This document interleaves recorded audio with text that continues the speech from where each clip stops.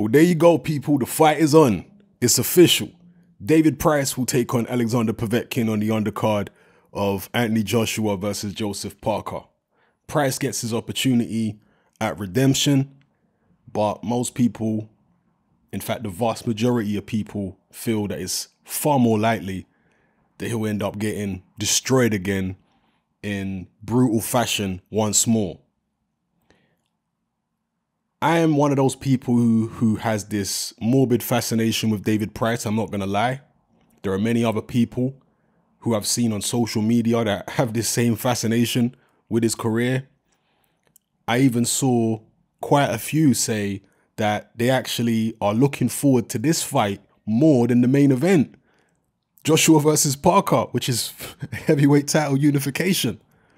Such is this bizarre fascination with David Price.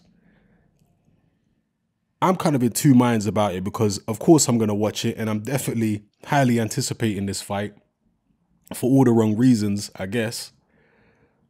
But at the same time, I'm kind of wishing that the fight wouldn't happen and that it would be Price versus Chisora instead, because to me, that's a lot more of a winnable fight for David Price.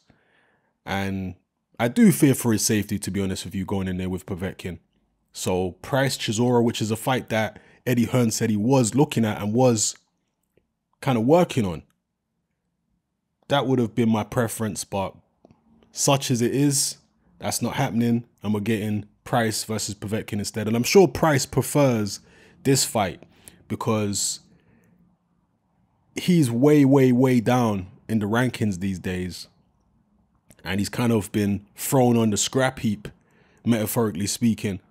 And he sees this as a way of catapulting himself right back up into the upper echelons of the heavyweight division with one win. So I can understand why David Price is taking it. I can understand the gamble that he's taking here. But not only is he gambling with his career, he's gambling with his health. So that's why a lot of us do worry about him. But still, you can't blame a man for trying. And that's what he's doing, he's trying. So it is what it is. You can question maybe the WBA because this is, I believe, an eliminator for the WBA. Povetkin is WBA #1 contender, I believe. So this is some type of eliminator. That you can definitely call into question. Povetkin fighting Price, I can't really grumble at it because, you know, Povetkin can fight a quote-unquote tune-up against whoever he likes.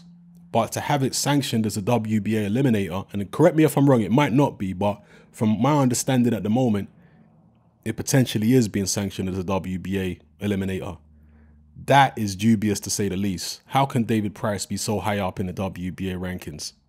Was it his win over Sokolovsky? Did that get him up there? You guys tell me. So let me know what you think. Can David Price pull it off? Has Povetkin looked poor enough of late to convince you that Price has a realistic chance here? Can his new trainer, Derry Matthews, formulate a game plan that would have David Price's arm raised at the end of the fight? Or is it going to be disaster all over again? Unfortunately, if it is disaster, we don't have John Rawlin commentating because, sorry people, when John Rawlin commentates on David Price fights, just go watch the Erkan fight. You know what I'm talking about. He always cracks me up. Whenever I watch the Erkan fight, John Rawlins' reaction just cracks me up.